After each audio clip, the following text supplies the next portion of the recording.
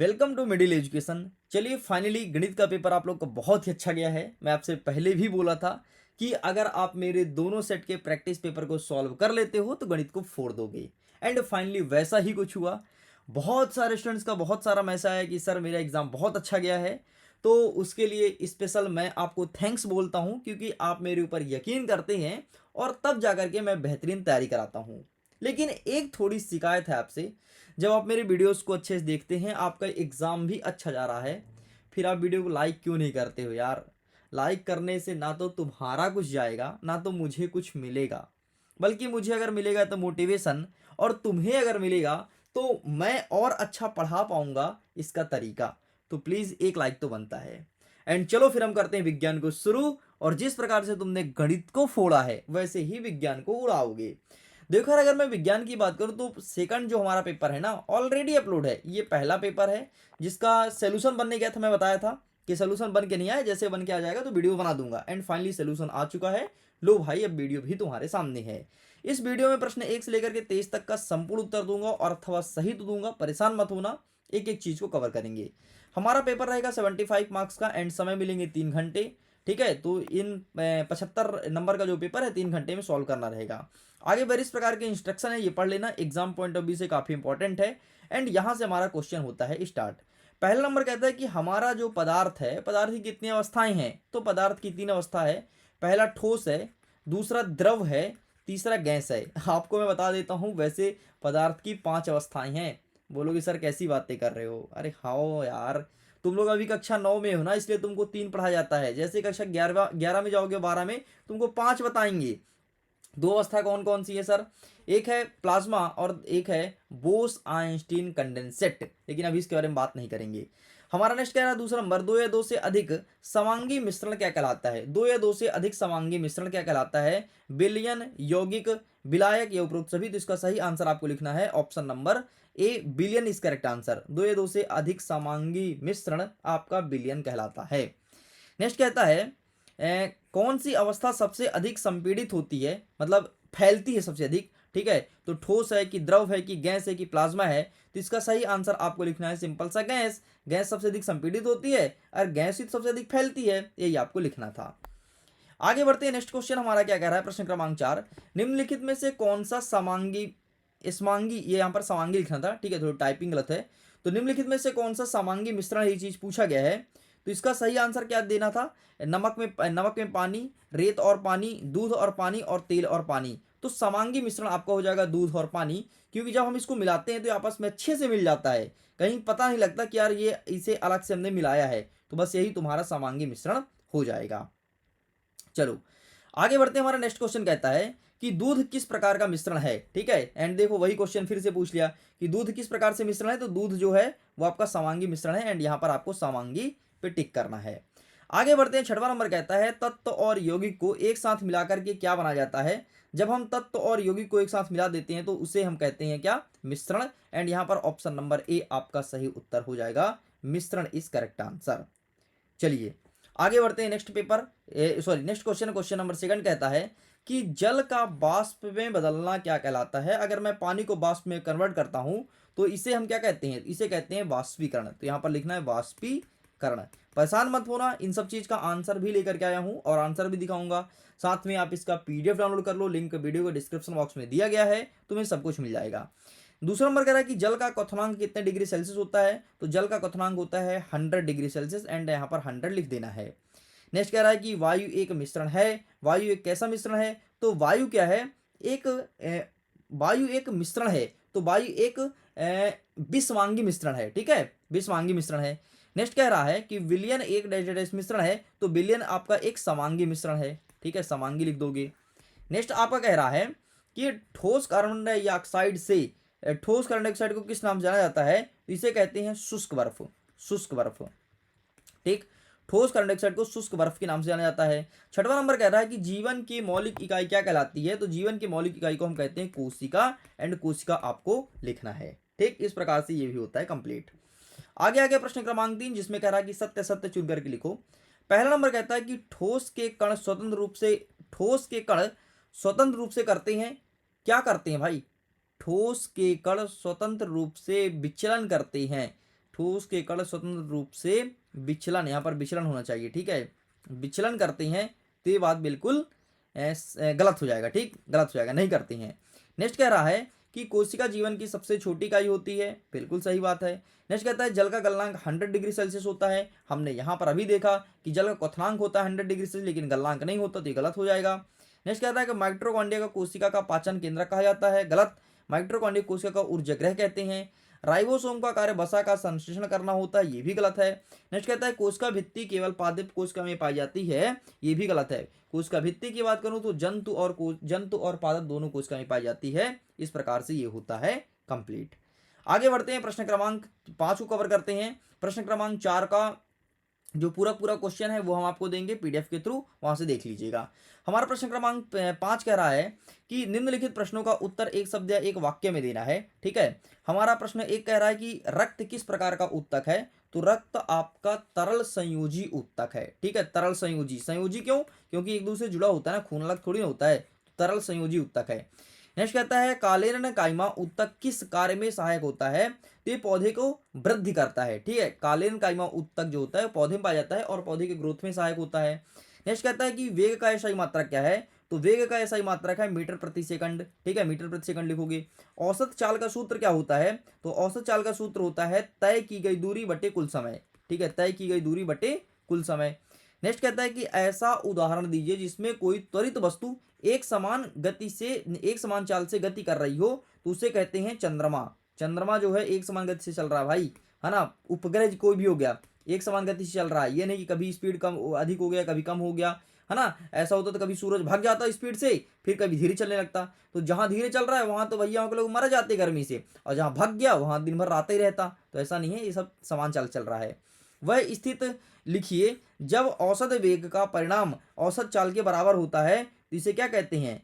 जब औसत वेग का परिणाम औसत चाल के बराबर होता है तो इस स्थिति को क्या कहते हैं, तो इसे गति कहते हैं, ठीक। यहाँ पर आपको गति लिखना है। इस प्रकार से ये होता है कंप्लीट। अब हम आगे के क्वेश्चंस को देखेंगे फटाफट, जल्दी जल्दी देखेंगे अथवा सहित कवर करेंगे, ठीक है। समय हम ज़्यादा व्यर्थ नहीं गंवाएंगे। बाकी उसके पहले एक मैं इन्फॉर्मेशन देना चाहता हूँ। अगर आपको डाउनलोड करना है पीडीएफ, ठीक है, अगर आपको पीडीएफ डाउनलोड करना है तो पीडीएफ का लिंक मिलेगा वीडियो के डिस्क्रिप्शन बॉक्स में, जाइए जाकर के पीडीएफ को डाउनलोड कर लीजिए। पूरा का पूरा यही प्रश्न पत्र तुम्हें मिल जाएगा एंड इसके सॉल्यूशन का पीडीएफ भी। तो ये रहा सॉल्यूशन का पीडीएफ, इस प्रकार से हम दिखाएंगे। तो चलिए फटाफट हम देख लेते हैं कि क्या है क्वेश्चन एंड क्या होगा इनका सही आंसर। हमारा प्रश्न क्रमांक 6 कह रहा है कि गर्मी में हमें सूती कपड़े क्यों पहनना चाहिए, और अथवा कह रहा है कि ठोस अवस्था के कण के बीच आकर्षण बल अधिक होता है, क्यों। आइए दिखाते हैं इसका आंसर। ये रहा गर्मी में हमें सूती कपड़े क्यों पहनना चाहिए, आप इसका स्क्रीनशॉट ले लो एंड ये रहा आपका अथवा वाला आंसर। आगे बढ़ते हैं, 7वां नंबर कह रहा है कि वाष्पीकरण को शीतलन प्रक्रिया क्यों कहा जाता है, एक उदाहरण देकर के व्याख्या कीजिए। और अथवा में कह रहा है कि वाष्पीकरण के कारण शीतलन कैसे होता है, ठीक। तो आइए दिखा देते हैं इसका आंसर। ये रहा आपके सामने, आप इसका फोटो खींच लीजिए एंड ये रहा आपके सामने अथवा वाला, तो आप इसका भी फोटो क्लिक कर लो। आगे बढ़ते हैं, 8वां नंबर कह रहा है कि तत्व और यौगिक में अंतर स्पष्ट कीजिए। और यहीं पर अथवा में कह रहा है कि समांगी और असमांगी मिश्रण में अंतर स्पष्ट कीजिए। आइए दिखाते हैं तत्व और यौगिक। ये रहा आपके सामने, एक साइड तत्व दूसरा साइड यौगिक, तो आप इसका भी फोटो क्लिक कर लो। और ये यहाँ से 3 अंतर आपको कम से कम प्रिपेयर करना है। आगे बढ़ते हैं, समांगी और विषमांगी मिश्रण में या असमांगी भी से कहते हैं, तो ये रहा पहला दूसरा तीसरा चौथा, 4 में से कोई 3 अंतर आपको कम से कम तैयार ही करना है। आगे बढ़ते हैं, 9वां नंबर कह रहा है कि विलयन क्या होता है, एक एग्जाम्पल देना है। और अथवा कह रहा है कि धातु और अधातु में अंतर स्पष्ट करना है। आइए दिखाते हैं विलयन। ये रहा 2 या 2 से अधिक पदार्थों का समांगी मिश्रण विलयन कहलाता है। एंड ये रहा है आपके सामने इसका अथवा वाला आंसर, एक साइड धातु लिखा है दूसरी साइड अधातु लिखा है, ये चीज आपको लिखना है। आगे बढ़ते हैं, नेक्स्ट कहता है 10वां नंबर की प्लाज्मा झिल्ली क्या होता है, उसका कार्य लिखना है। और अथवा कह रहा है कि राइबोसोम का क्या कार्य है, ठीक है, प्लाज्मा झिल्ली और राइबोसोम। तो ये रहा तुम्हारे सामने प्लाज्मा झिल्ली, ठीक है, तो आप इसका फोटो क्लिक कर लीजिए, ये आपको लिख देना है। एंड ये रहा है आपके सामने राइबोसोम का क्या कार्य है, ये चीज आपको लिखना है। आगे बढ़ते हैं, 11वां नंबर कह रहा है कि माइटोकॉन्ड्रिया को पावर हाउस क्यों कहा जाता है, ठीक है, यहाँ पर 2 बार को हो गया। माइटोकॉन्ड्रिया को पावर हाउस क्यों कहते हैं, फिर कोशिका को ऊर्जा गृह को कहते हैं। अगर ये आए तो यही आंसर लिखना है।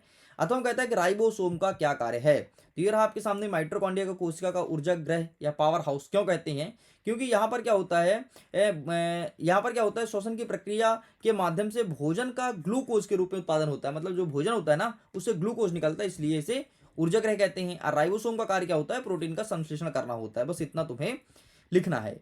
नेक्स्ट 12 नंबर कह रहा है कि कोशिका भित्ति क्या है और यह कहाँ पाई जाती है, अथवा में कह रहा है कि क्लोरोप्लास्ट का क्या कार्य है। ये रहा है आपके सामने कोशिका भित्ति, ये पादप और जीवाणु और कवक में पाई जाती है, ये चीज आपको लिखना है। एंड ये रहा, ठीक है, तो ये रहा पादप कोशिका, जीवाणु और कवक, इतना लिखेंगे। एंड ये रहा आपके सामने क्लोरोप्लास्ट, तो आप इसका भी स्क्रीनशॉट ले लीजिए। नेक्स्ट कह रहा है 13 नंबर की ऊतक किसे कहते हैं, इसका उदाहरण देना है। और अथवा कह रहा है कि पादप ऊतक या फिर पादप कोशिका या फिर जंतु कोशिका में अंतर स्पष्ट कीजिए।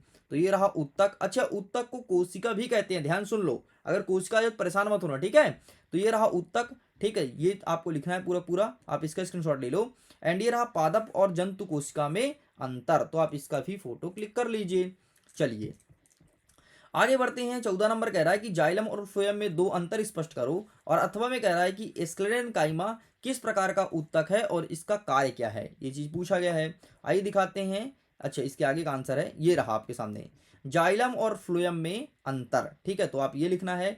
एंड नेक्स्ट कह रहा है कि स्क्लेरेनकाइमा ऊतक क्या कार्य करता है, तो ये पौधे की वृद्धि में सहायक है और पौधे को कठोरता देता है, मतलब मजबूत बनाता है कठोर को, ठीक, तो ये आपको लिखना है। आगे बढ़ते हैं। नेक्स्ट क्वेश्चन कहता है पेरिनकाइमा ऊतक की दो विशेषताएं बतानी है। और अथवा कह रहा है कि संयोजी ऊतक क्या है, इसका एग्जाम्पल लिखना है। तो ये रहा है आपके सामने पेरिनकाइमा ऊतक की दो विशेषताएं। ये जीवित पतली दीवार वाली कोशिका से बना होता है और इसकी बड़ी रिक्तिकाएं होती हैं जो प्रकाश संश्लेषण, भोजन ग्रहण और स्वयं घाव भरने जैसे कार्य कर सकती है, ये लिखना है। एंड ये रहा आपके सामने संयोजी ऊतक की परिभाषा। ओके, आगे बढ़ते हैं। नेक्स्ट क्या कह रहा है 16 नंबर कि एक बस की गति 5 सेकंड से 80 किलोमीटर प्रति घंटे से घट करके 60 किलोमीटर प्रति घंटा हो जाती है, तो बस का त्वरण क्या होगा। और अथवा कह रहा है कि एक रेलगाड़ी स्टेशन से चलना प्रारंभ करती है और एक समान त्वरण के साथ चलते हुए 10 मिनट में 40 किलोमीटर प्रति घंटा चाल प्राप्त करती है, तो इसका त्वरण बताना है, ये प्रश्न पूछा गया है। तो ये रहा आपके सामने, ठीक है, ये आगे का है, ये रहा आपके सामने, ठीक है। एंड ये रहा इसका अथवा, तो आप इसका भी स्क्रीनशॉट ले लीजिए। चलिए आगे बढ़ते हैं। नेक्स्ट कहता है 17 नंबर कि एक प्रयोग के दौरान अंतरिक्ष यान से एक सिग्नल को पृथ्वी पर पहुंचने में 5 मिनट का समय लगता है। पृथ्वी पर स्थित स्टेशन से उसे अंतरिक्ष यान की दूरी क्या क्या है, ये चीज हमें बताना है। और अथवा कहता है कि किसी कार पर ब्रेक लगाने पर वह गति के विपरीत दिशा में 6 मीटर प्रति सेकंड त्वरण उत्पन्न करती है। यदि कार ब्रेक लगाए जाने के बाद रुकने पर 2 सेकंड का समय लेती है तो उतने समय में कार कितनी दूरी तय कर लेगी, ये प्रश्न पूछा गया है। तो ये रहा है आपके सामने आंसर, आप इसका फोटो खींच लो। एंड ये रहा इसके आगे का आंसर, तो आप इसका भी फोटो क्लिक कर लीजिए। तो इसको लगेंगे 12 मीटर, ठीक है। चलो आगे बढ़ते हैं। नेक्स्ट कह रहा है 18 नंबर की ऊर्ध्वपातन क्या है, इसका 3 उदाहरण देना है और ये किस प्रकार कार्य करता है। अथवा में कह रहा है कि द्रव्य की वाष्पीकरण दर किन किन कारकों पर निर्भर करती है। तो ये रहा है आपके सामने ऊर्ध्वपातन, ठीक, इसका फोटो क्लिक कर लीजिए। एंड ये रहा द्रव्य का वाष्पीकरण, ठीक है, तो आप इसका भी फोटो क्लिक कर लीजिए। चलो भाई आगे बढ़ते हैं। नेक्स्ट क्या कह रहा है, नेक्स्ट कह रहा है कि पेरिनकाइमा ऊतक की 3 विशेषताओं का कार्य लिखना है। अथवा कह रहा है कि तंत्रिका ऊतक क्या होता है, न्यूरॉन की संरचना का 3 भाग भी बताना है। तो ये रहा तुम्हारे सामने पेरेन्काइमा की 3 विशेषताएं, ठीक है। पहला जीवित और पतली भित्ति वाली कोशिकाएं हैं, ठीक है। अंतर कोशिकीय स्थान है और अनुकूलन क्षमता, ये चीज हमें लिखना है। आगे बढ़ते हैं। नेक्स्ट इसका अथवा वाला क्या कहता है कि तंत्रिका ऊतक वाला, ठीक है, न्यूरॉन्स और सहायक ग्लियाल कोशिकाओं का बना होता है, ये चीज हमें लिखना है। एंड ये रहा, ठीक, एंड आगे ये रहा और ये रहा, इतना आपको लिख के कंप्लीट करना है। नेक्स्ट कहता है 20वां नंबर, एक ट्रॉली एक अनाथ तल पर 2 मीटर सेकंड इनवर्स की त्वरण से नीचे जा रही है। गति आरंभ करने के 3 सेकंड के पश्चात उसकी वेग क्या होगी। और अथवा कहता है कि एक वस्तु 5 सेकंड में 10 मीटर पर सेकंड की चाल से चलती है और 15 मीटर पर सेकंड तक पहुंचती है, तो त्वरण और विस्थापन ज्ञात कीजिए, ये चीज पूछा गया है। तो ये रहा है आपके सामने, ठीक है, आप इसका स्क्रीनशॉट ले लीजिए, यहां तक आपको लिखना है 6 मीटर पर सेकंड। आगे बढ़ते हैं। तो ये रहा आपके सामने अथवा वाला, तो आप इसका भी स्क्रीनशॉट ले लीजिए। चलो आगे बढ़ते हैं। नेक्स्ट 21 नंबर कह रहा है कि शुद्ध पदार्थ और मिश्रण में एक सेकंड भाई, यहाँ पर घार लिखा है यार, हद है टाइपिंग वाला, रुको मैं उसे बताता हूँ अभी मैं, ठीक है। शुद्ध पदार्थ और मिश्रण के 4 बिंदुओं पर तुलना कीजिए और प्रत्येक का एक एक एग्जाम्पल देना है। अथवा कह रहा है कि टिंडल प्रभाव क्या है, कोलाइड में इसका क्या महत्व है, 2 प्रकृति उदाहरण दीजिए। तो ये रहा तुम्हारे सामने शुद्ध पदार्थ और मिश्रण में अंतर, आप इसका फोटो खींच लो, ठीक है। आगे बढ़ते हैं। नेक्स्ट क्या कह रहा है, अच्छा टिंडल प्रभाव मैंने आपको नहीं दिखाया ना, ये रहा आपके सामने टिंडल प्रभाव की घटना, इसका फोटो क्लिक कर लीजिए, ये चीज आपको लिख देना है। आगे बढ़ते हैं, नेक्स्ट क्या कह रहा है कि लाइसोसोम और माइटोकॉन्ड्रिया में कोई 4 अंतर बताना है और अथवा कहता है कि कोशिका विभाजन का चित्र सहित समझाइए। तो ये रहा है आपके सामने लाइसोसोम और माइटोकॉन्ड्रिया में अंतर, ठीक है, इसका फोटो क्लिक कर लीजिए। एंड ये रहा है आपके सामने समसूत्री विभाजन, ठीक है, ओके, इतना लिखना है। एंड कोशिका विभाजन का चित्र तो मैंने दिखा दिया ना, एंड ये उसके बारे में डिटेल भी करनी है। आगे बढ़ते हैं, अंतिम प्रश्न 23वां नंबर कह रहा है कि वृत्तीय गति किसे कहते हैं और कोई धावक एक समान चाल से वृत्तीय पथ पर दौड़ रहा है तो इसकी गति त्वरित है या नहीं, अपने उत्तर की व्याख्या करना है। और अथवा कहता है कि एक ट्रेन प्रारंभिक स्टेशन से 36 किलोमीटर प्रति घंटे की चाल से चलकर 15 किलोमीटर दूर स्टेशन पर पहुंचती है, यहाँ 5 मिनट रुक करके वह फिर से 18 किलोमीटर प्रति घंटे की स्पीड चलना प्रारंभ करती है और अंतिम स्टेशन पहुंचती है, तो इसका ग्राफ बनाना है। आइए दिखाते हैं। ये रहा पहले ऊपर वाले का आंसर, ठीक है, इसका स्क्रीनशॉट ले लो भाई। एंड ये रहा है आपके सामने नेक्स्ट, ठीक है, नेक्स्ट अथवा वाला आंसर, इस प्रकार से आपको लिखना है, ठीक। तो लीजिए स्टूडेंट्स, इस प्रकार से फुल सोल्यूशन कंप्लीट हो गया जैसे कि मैंने प्रॉमिस किया था। अब सारे क्वेश्चन आंसर को अच्छे से पढ़ लेना, बाकी पीडीएफ को डाउनलोड कर लेना, लिंक वीडियो के डिस्क्रिप्शन बॉक्स में दिया गया है। वीडियो को पूरा देखने के लिए बहुत बहुत धन्यवाद। खुश रहिए, पढ़ते रहिए, मुस्कुराते रहिए। मैं करता हूँ वीडियो को end. Thanks for watching, bye bye.